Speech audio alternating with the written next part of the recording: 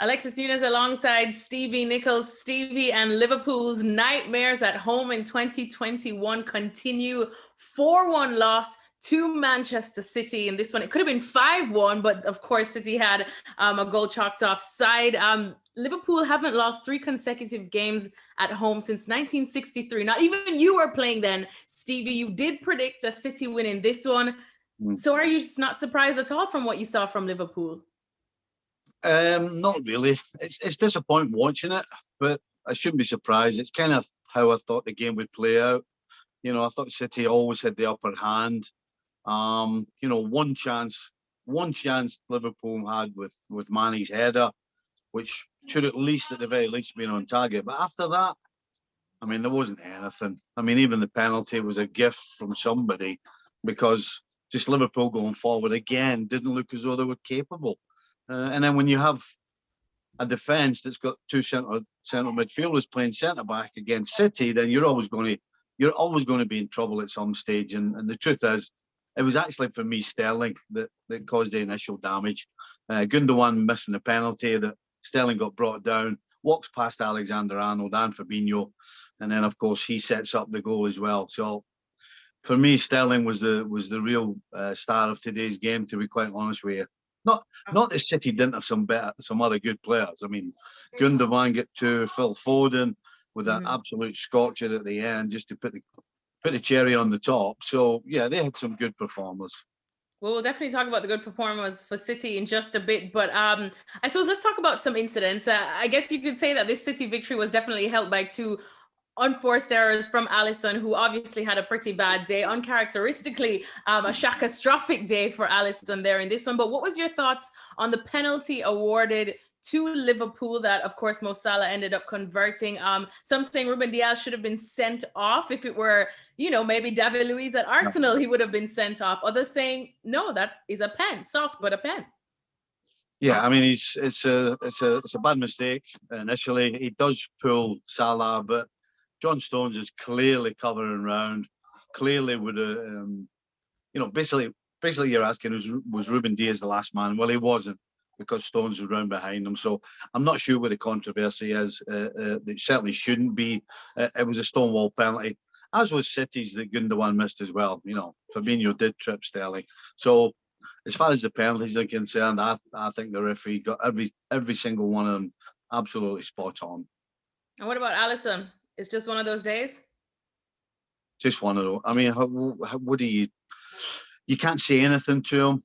There's nothing you can say to make him feel any better. His head had clearly gone. You know, the first mistake he made that led to Sterling's header, he hadn't recovered from it yet. And so to have such a bigger mistake again straight afterwards, he's clear that his head wasn't clear. And so 4-1 looks really bad. Truth is, it was really bad for Liverpool. And let's look quickly at Manchester City now, because you mentioned Raheem Sterling, you mentioned as well Ilkay Gundogan, but Phil Foden, I mean, how good is he looking? So much so that it's usually hard to get a compliment out of Craig Burley, but he's blowing up Twitter saying England should just play Phil Foden and 10 others when the Euros come this summer. So, I mean, what's his ceiling looking like at this rate? My goodness, yeah. I mean, he's still a kid, but he's got a magic wand for a left peg. You know, certainly the one that he set up, he had a lot of work still to do. He goes past Henderson for Fon and Robertson. And of course, the one he does score where he cuts in on his left, Robertson, who's one of the better defenders in the league, I might add, couldn't get close enough to him, and he rammed it past Alisson. I don't think Alisson actually moved until the thing went past him. So again, as I said, just the top hat for City, and for Foden, who, I mean, you talk about a ceiling. You know, he's getting up to the world class status nearly, and he's only a kid.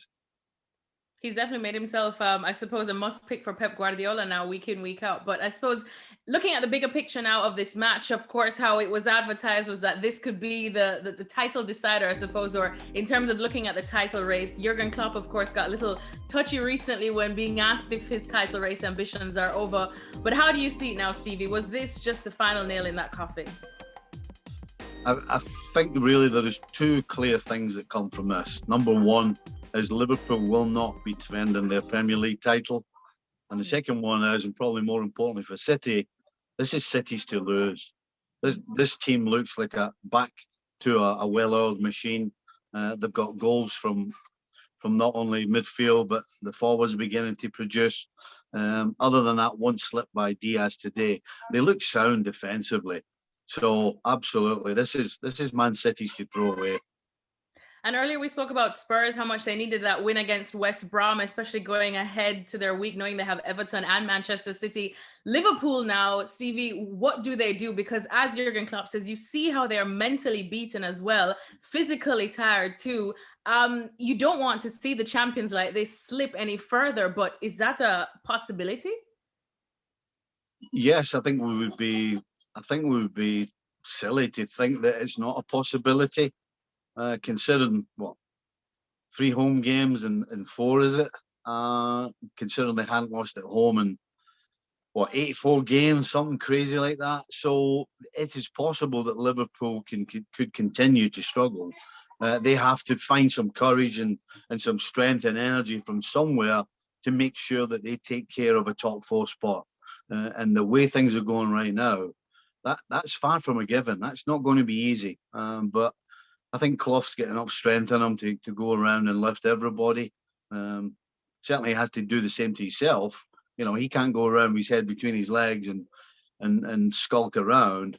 You've got to be brave now. You've got to get your chest out, and you've got to make sure the top 4. That's really what Liverpool's aim should be from this moment on. Thanks for watching ESPN on YouTube, and for more sports highlights and analysis, be sure to download the ESPN app, and for premium content plus live streaming, make sure to subscribe to ESPN Player.